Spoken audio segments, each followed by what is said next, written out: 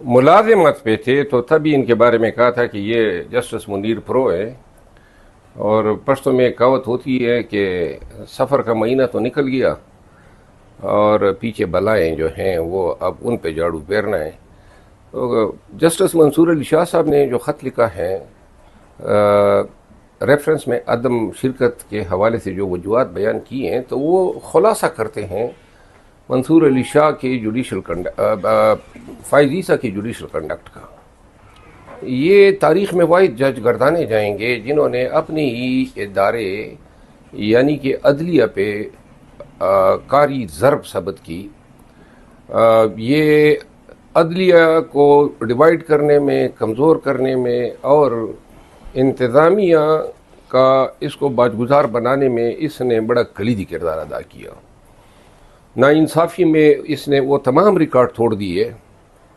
جو پہلے کے چیف جسٹس صاحبان جس طرح ثاقب نثار تھے یا افتخار چودھری، ان کے اور جسٹس منیر کے ریکارڈ توڑے۔ یہ بدقسمتی ہے پاکستانی قوم کی کہ ایسے نفسیاتی اشخاص جو ہیں جو ذہنی طور پہ بیمار ہوتے ہیں، یہ بھی افتخار چودھری کا لگایا گیا پودا تھا۔ اس کی ڈائریکٹ چیف جسٹس بلوچستان تعیناتی بھی سرے سے غیر قانونی اور غیر آئینی تھی، اور اس کے بعد جو ہیں اپنے دورے چیف جسٹس کے منصب کے دوران جس طریقے سے اس نے انصاف پہ چھری پھیری، پاکستان تحریک انصاف کو الیکشن میں بے نشان کیا، لوگوں کو اٹھائے جانے کے مقصد جو اٹھایا جانا ہے، اغوا کیا جانا ہے، تشدد، اور پاکستان تحریک انصاف کے ساتھ جو ہوا ان مقدمات پہ یہ جس طرح فریق بن کے اس نے ان ظالم و جابروں کا دفاع کیا۔ پھر انہوں نے یک بعد دیگرے ری کاؤنٹنگ کے نام پہ نون کو سیٹیں دلوائی۔ پھر اپنی ہی ایکسٹینشن کے لالچ میں انہوں نے ضمیر فروشی کے حوالے سے ریویو کا فیصلہ 2 دنوں میں دیا، اور اس کے اور ان گنت جرائم ہیں۔ وقت آئے گا ایسے لوگوں کا احتساب ہو، ان کو قانون اور عدالت کے کٹہرے میں کھڑے کیا جانا چاہیے۔ محض یہ کافی نہیں ہے کہ کوئی جرنل یا جج گزر گیا اور ریٹائر ہو گیا تو یہ ایگزمپٹ ہیں پراسیکیوشن سے۔ پاکستان میں ایسے آئین سازی کی ضرورت ہے کہ جہاں جج صاحبان نے عدالتی نظائر سے اور انصاف کے پیمانے سے ہٹ کے فیصلے دیے ہیں، تو صرف یہ کافی نہیں ہے کہ یا وہ فیصلہ کالعدم ہوا یا اس پہ عمل درآمد نہیں ہوا یا عمل درآمد ہوا، بلکہ ضرورت اب اس امر کی ہے کہ ایسے منصفوں کو کٹہرے میں کھڑا کیا جانا چاہیے، ان کا احتساب ہو اور ان کو سزائیں ملنی چاہیے۔ قاضی فائز عیسیٰ جیسے ذہنی طور پر مفلوج اشخاص کی جگہ جو ہیں وہ جیل ہے۔ بڑے سخت جسٹس بننے کی وجہ جو ہیں وہ اس شخص کا اصولوں پہ اور انصاف پہ سمجھوتا نہ کرنا تھا۔ ریزرو سیٹوں کا جو فیصلہ آیا، اگر یہ ریزرو سیٹوں کے فیصلے میں حکومت کا ساتھ دے دیتا تو وہ چیف جسٹس ہوتا، اور پاکستان تحریک انصاف کے حوالے سے تمام تر کوششوں کے باوجود کوئی ایک تھانہ بانا اس کا دکھا دینا کہ ماضی میں اس شخص کے ساتھ یا ان جج صاحب کے ساتھ پاکستان تحریک انصاف کا کوئی تعلق رہا ہو۔ ایک منصف کے طور پہ جانے جاتے ہیں، ایک بیلنسڈ آدمی کے طور پہ جانے جاتے ہیں، اور انتہائی پڑھے لکھے آدمی ہیں اور بڑا اچھا لکھتے ہیں۔ جس طریقے سے جو رویہ ان کے ساتھ کیا گیا امینڈمنٹ کے نام پہ، وہ توہین عدلیہ کی۔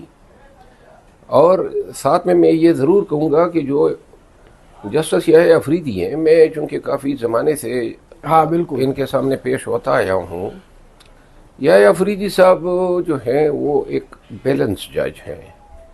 بڑے رکھ رکھاؤ والے ہیں، اور کوئی ایسی انگلی ان کی طرف نہیں اٹھ سکتی ہیں کہ انہوں نے کہیں انصاف کا خون کیا ہو یا کسی سیاسی یا عصبیت کا مظاہرہ کیا ہو۔ پاکستان تحریک انصاف کے حوالے سے جو اب یہ سوشل میڈیا پہ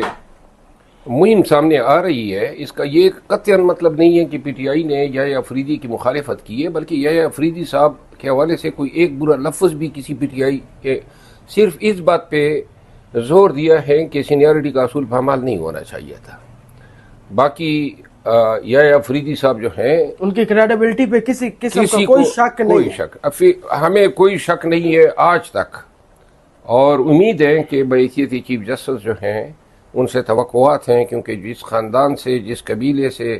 جو اس کے وجود میں جو خون دوڑ رہا ہے، وہ ہمیں یہ باور کراتا ہے کہ یہ شخص جو ہیں کبھی بھی ناانصافی کے آگے جھکے گا نہیں۔ 26ویں ترمیم جو ہوئی ہے اس میں پاکستان تحریک انصاف کے سامنے جو مسودہ رکھا گیا حکومت کی جانب سے، اس میں جو بھی امینڈمنٹس تھیں، جو بھی ان کو مسائل تھے، وہ سارے کے سارے مولانا فضل الرحمان صاحب کے گھر میں باقاعدہ طور پہ وہ دور کیے گئے، ان کے خدشات، تحفظات دور کیے گئے، ان کے مطابق شکیں جی وہ جو نکالنے والی تھی وہ نکالی گئیں۔ پی ٹی آئی کے بندوں نے ووٹ بھی ڈالا، اور اب جو ہے وہ پاکستان تحریک انصاف کہتے ہیں جی ہم اس کو چیلنج کریں گے۔ شعیب شاہین صاحب نے بیان دیا ہے۔ ایم این ایز نے تو پیسے لے کے ووٹ ڈالے ہیں، اس میں تو کوئی دوسری رائے نہیں، ان کو شوکاس ہو گئے ہیں۔ عمران خان آپ کی مجھے بات مقبولیت مکمل میں- تو کرنے دینا، جی جی آپ کا سوال آ گیا، اب مجھے جواب جی پوری جی کرنے دیں۔ جی جی ایم این اے نے پیسے لے کے ووٹ ڈالے ہیں،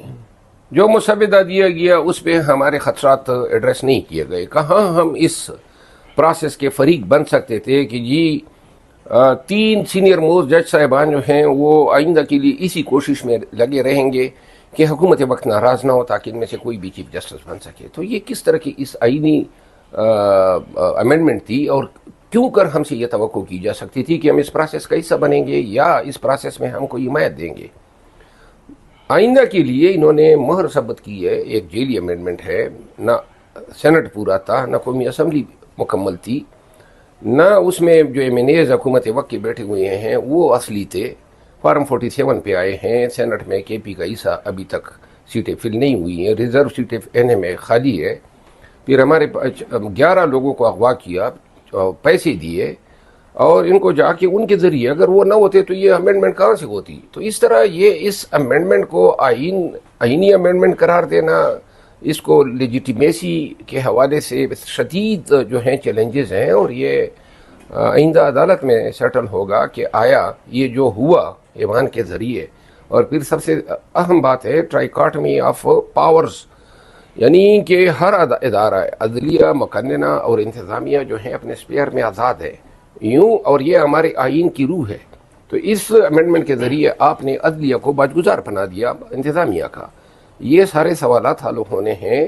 اس کانسٹیٹیوشنل چیلنج کے ذریعے جو ان امینڈمنٹس کو دیا جا رہا ہے۔ پاکستان گزار بنا دیا انتظامیہ کا۔ یہ سارے سوالات حل ہونے ہیں اس کانسٹیٹیوشنل چیلنج کے ذریعے جو ان امینڈمنٹس کو دیا جا رہا ہے۔ پاکستان